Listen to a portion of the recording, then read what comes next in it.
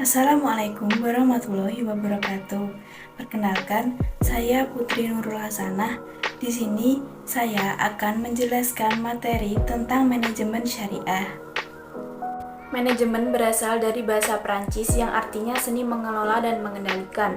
Dengan kata lain, manajemen berarti proses perencanaan, pengorganisasian, memimpin, dan mengawasi usaha-usaha dari anggota-anggota organisasi untuk mencapai tujuan organisasi yang telah ditetapkan. Sedangkan syariah berasal dari bahasa Arab yang berarti hukum Islam. Syariah juga berarti perilaku yang berkaitan dengan nilai-nilai keimanan. Jadi, manajemen syariah adalah ilmu yang mempelajari bagaimana mengelola, mengatur, dan melaksanakan kegiatan organisasi yang berdasarkan sumber utama agama Islam yaitu Al-Quran dan Hadis yang bertujuan untuk tercapainya kebahagiaan di dunia dan kebahagiaan di akhirat. Seorang manajer dalam mengelola organisasi menggunakan sumber daya dan melaksanakan 4 fungsi manajerial utama, yaitu POAC, untuk mencapai tujuan. Fungsi POAC sendiri merupakan fungsi untuk meningkatkan efektivitas dan efisiensi suatu organisasi dalam pencapaian tujuannya. Berikut ini simak penjelasan tentang fungsi manajemen. Fungsi yang pertama, perencanaan atau planning. Pengertian, perencanaan adalah proses yang mendefinisikan tujuan dari organisasi, yaitu membuat strategi yang akan digunakan untuk mencapai tujuan dari organisasi, serta mengembangkan rencana aktivitas kerja organisasi. Jadi, dapat disimpulkan bahwa perencanaan merupakan tahap awal yang harus dilakukan oleh suatu organisasi untuk penetapan tujuan dan bagaimana cara untuk mencapai tujuan. Aspek-aspeknya: A. Hasil yang ingin dicapai. Hal ini merupakan sesuatu tujuan yang diharapkan atau ingin dicapai dalam melakukan sebuah kegiatan. B. Orang yang akan melakukan. Tanpa memastikan siapa yang akan menjalankan sebuah kegiatan, maka suatu kegiatan tidak akan berjalan dengan baik. C. Waktu dan skala prioritas. Hal ini terkait dengan penyesuaian kegiatan, waktu yang tersedia, dan pencapaian yang diinginkan. D. Dana. Hal ini harus dialokasikan atau dianggarkan dengan baik berapakah biaya yang dihabiskan untuk melakukan sebuah kegiatan. Tahapan-tahapan. A. Menetapkan tujuan atau serangkaian tujuan. Pada tahap ini, perencanaan dimulai dengan menetapkan keputusan tentang apa yang terjadi tujuan organisasi itu. B. Merumuskan keadaan saat ini. Memahami pengertian keadaan saat ini bagi organisasi bisnis sangat penting, karena dari situ kita dapat mencapai tujuan organisasi bisnis yang sudah dirumuskan dalam tahap pertama, dan apa saja yang harus dilakukan untuk mencapai tujuan itu. C. Mengidentifikasi segala kekuatan, kelemahan, dan ancaman. Dalam hal ini dapat mempersiapkan strategi yang diperlukan memasuki keadaan itu dan berujung untuk mencapai apa yang menjadi tujuan organisasi bisnis, yaitu mendapatkan keuntungan yang berkelanjutan. D. Mengembangkan rencana atau serangkaian kegiatan untuk mencapai tujuan organisasi bisnis yang ditetapkan pada tahap pertama. Dalam hal ini dapat mempersiapkan, melakukan penilaian sebagai alternatif, memilih alternatif kegiatan yang terbaik dan menguntungkan untuk mencapai tujuan organisasi bisnis. Tujuan: A. Standar pengawasan, yaitu mencocokkan pelaksanaan dengan perencanaan. B. Mengetahui kapan pelaksanaan dan selesainya suatu kegiatan. C. Mengetahui siapa saja yang terlibat, struktur organisasinya, baik kualifikasinya maupun kuantitasnya. D. Mendapatkan kegiatan yang sistematis termasuk biaya dan kualitas pekerjaan. Fungsi yang kedua yaitu pengorganisasian atau organizing. Pengertian: pengorganisasian adalah penentuan struktur organisasi yang paling cocok dengan tujuan dan strategi organisasi, sumber daya yang dimiliki, dan lingkungan yang melingkupinya. Pengorganisasian mencakup menentukan tugas, mengelompokkan tugas, mendelegasikan prioritas, dan mengalokasikan sumber daya di seluruh organisasi. Tujuan pengorganisasian. Yang pertama, membantu koordinasi.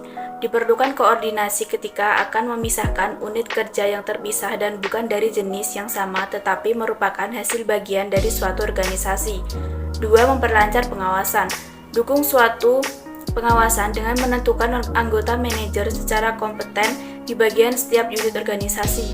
Oleh karena itu, dalam sebuah unit dapat ditempatkan di berbagai seluruh organisasi demikian rupa sehingga pada tujuan kerjanya akan tercapai bahkan di posisi yang tidak sama. 3. Penghematan biaya. Para pelaku organisasi akan berhati-hati setiap kali mereka menambahkan unit kerja baru yang juga mencakup penambahan tenaga kerja yang membutuhkan jumlah tambahan upah yang relatif besar. Selanjutnya, tahapan-tahapan. Yang pertama, tahap kreativitas, yaitu orientasi menuju kreativitas pada suatu operasional dan kewirausahaan. Yang kedua, tahap pengarahan. Organisasi dengan secara fungsional dapat memisahkan suatu produksi dan penjualan penentuan terhadap karyawan berdasarkan pada suatu spesialisasi. 3. Tahap pendelegasian. Pusat pendapatan dan bonus sebagai sarana untuk meningkatkan suatu motivasi terhadap karyawan. 4. Tahap koordinasi. Fungsi terhadap perencanaan dapat digunakan dengan secara formal dan selalu diperbaiki dalam kegiatan organisasi secara produktif. Fungsi yang ketiga yaitu pelaksanaan atau actuating.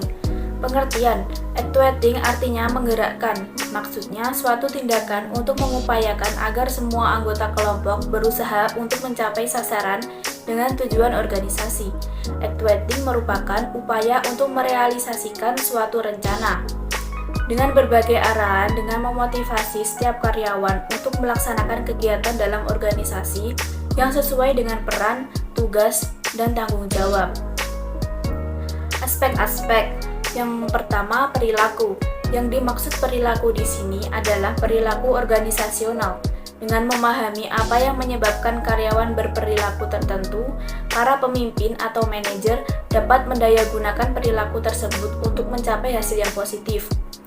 Yang kedua, kepemimpinan. Dalam bahasa manajemen, kepemimpinan itu diartikan sebagai kemampuan mempengaruhi orang-orang untuk mencapai tujuan organisasi. Ada banyak gaya kepemimpinan yang bisa dipilih oleh seorang pemimpin untuk mencapai tujuan organisasi. Yang ketiga, motivasi. Motivasi dalam bahasa yang sederhana merujuk pada kekuatan-kekuatan internal dan eksternal yang ada dari seseorang yang membangkitkan antusiasme atau semangat untuk melakukan sesuatu. Yang keempat, komunikasi. Komunikasi juga merupakan faktor penting dalam menggerakkan karyawan untuk mencapai tujuan organisasi. Terbukti dari lebih dari 70% waktu seseorang pemimpin dihabiskan untuk berkomunikasi dengan orang-orang yang mengkoordinasikan pekerjaannya. Fungsi actuating. Fungsi ini secara sederhana adalah bagaimana membuat anggota organisasi mau melakukan apa yang diinginkan organisasi. Dengan demikian, fungsi ini sangat melibatkan kualitas, gaya kepemimpinan, motivasi, komunikasi, dan budaya organisasi. Fungsi pengarahan juga sangat berkaitan langsung dengan anggota dalam organisasi. Fungsi yang keempat yaitu pengawasan atau controlling. Pengertian, pengawasan ialah suatu proses dalam menetapkan ukuran kinerja serta pengambilan tindakan yang dapat mendukung pencapaian atas hasil yang diharapkan sesuai dengan kinerja yang telah ditetapkan. Dapat disimpulkan bahwa pengawasan merupakan suatu tindakan untuk memastikan bahwa segala kegiatan yang terlaksana telah sesuai dengan apa yang telah direncanakan. Tipe-tipe pengawasan. Yang pertama, pengawasan pendahuluan. Pengawasan pendahuluan dibuat untuk mengantisipasi adanya masalah dari tujuan dan memungkinkan koreksi dibuat sebelum dilaksanakannya kegiatan. Yang kedua, pengawasan yang dilakukan dengan melaksanakan kegiatan. Pengawasan ini juga diartikan sebagai pengendalian yang berkesinambungan, yaitu di mana pengendalian yang mengawasi aktivitas yang dilakukan untuk memastikan kinerjanya sesuai dengan standar yang telah ditetapkan. Yang ketiga, pengawasan umpan balik. Pengawasan umpan balik yaitu proses di mana mengukur hasil-hasil dari suatu kegiatan yang telah terselesaikan.